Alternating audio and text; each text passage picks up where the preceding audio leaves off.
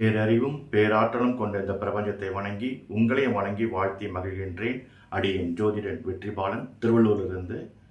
நம்ம குருவை பற்றி ஏற்கனவே பார்த்தோம். அந்த குருவினுடைய தொடர்ச்சி, ஒருவர் ஜாதகத்தில் குரு பலமிழந்து இருந்தால், அதே திருமணம் செய்யக்கூடிய நபர் தன்னுடைய பார்ட்னர் அவருக்கும் குரு பலமிழந்து இருந்தால், இந்த இருவருடைய ஜாதகத்தில் குரு பலமிழந்து பூர்வ புண்ணிய ஸ்தானம் என்று சொல்லக்கூடிய 5ஆம் இடம், அந்த 5ஆம் இடத்தின் அதிபதி பலமிழந்து இருந்தால் இவர்களுக்கு குழந்தை பாக்கியம் பெறுவதற்கு ரொம்ப சிரமமாக இருக்கும்.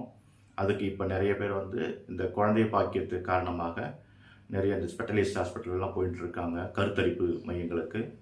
அவங்களாம் ஒரு முறை ஜோதிட ரீதியான உங்கள் இருவருடைய ஜாதகத்தை ஆய்வு செய்து அதற்குண்டான கிரகங்களுடைய அந்த கதிர்வீச்சுக்களை உள்வாங்க முடியுமா என்று அது சம்பந்தப்பட்ட கோயில் ஸ்தலங்களுக்கு சென்று அதெல்லாம் பெற்றமை என்றால், அந்த கதிர்வீச்சு உங்களுக்குள்ளே வந்தது என்றால் உங்களுக்கு கருத்தரிக்கலாம் வாய்ப்பு உண்டு. இது சயின்டிஃபிக்கலான ரீசன்ஸ்லாம் இருக்குது. நீங்கள் நேரடியாக தொடர்பு கொண்டு நேரடியாக வந்தீங்கன்னா, தம்பதியர்கள் இருவரும் நேரடியாக வந்தீங்கன்னா அதனுடைய நிலைப்பாடுகள் என்னென்னு உங்களுக்கு எடுத்து சொல்லி அது மூலியமாக பரிகாரத்தின் மூலியமாக உங்களுக்கு அந்த குழந்தை பாக்கியம் ஏற்படக்கூடிய வாய்ப்புகள் உண்டு. மருத்துவர்களும் சொல்லுவாங்க, உடலில் ஒன்றும் மாற்றம் இல்லையே, நல்லா இருக்கே, எதுவும் ப்ராப்ளம் இல்லையே, உங்களுக்கு கரு உருவாயிடும், கொஞ்சம் வெயிட் பண்ணுங்கள் அப்படிலாம் சொல்லுவாங்க.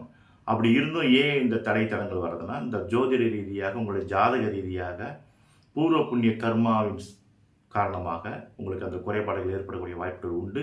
அது ஒருவருக்கு இருந்து ஒருவருக்கெல்லாம் குழந்தை பிறந்துடும். அப்போ இருவருக்குமே அது இருந்துச்சுன்னா அது குழந்தை பிறகு கஷ்டம். இது நாங்கள் ஜாதகம் பார்க்கும் பொழுது 10 வித பொருத்தங்களில் மகேந்திர பொருத்தம்னு சொல்லிட்டு குழந்தை பொருத்தம் பாக்கி இருக்குன்னு தானே சொன்னாங்க, நாங்கள் பண்ணுமேன்றது அது ஒரு கணக்கு தான்.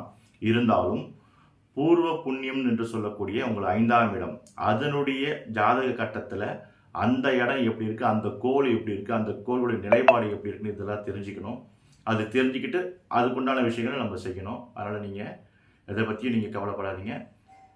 நீங்கள் ஒரு முறை என்னை அணுகுங்க. இந்த ஒரு ஜோதிட ரீதியான ஒரு முயற்சி எடுத்துட்டு அதுக்கு பிற்பாடு நீங்கள் உங்களுடைய கருத்தரிப்பு மையங்களுக்கு சென்று நீங்கள் அது பாருங்கள். ஆனால் அதுக்கு முன்னாடி இதுலேயே உங்களுக்கு சொல்யூஷன் கிடைக்கும்னு சொல்லிட்டு நான் சொல்கிறேன். அதுமாதிரி நான் நிறைய பேர் கொடுத்துருக்கேன். அதனால் நீங்களும் பல நிலையெல்லாம் பாருங்கள். இது குருவினுடைய முழுக்க குருவினுடைய குறைபாடு தான். அதனால் நீங்கள் பாருங்கள். நன்றி, வணக்கம், வாழ்த்துக்கள், வாழ்க வளமுடன்.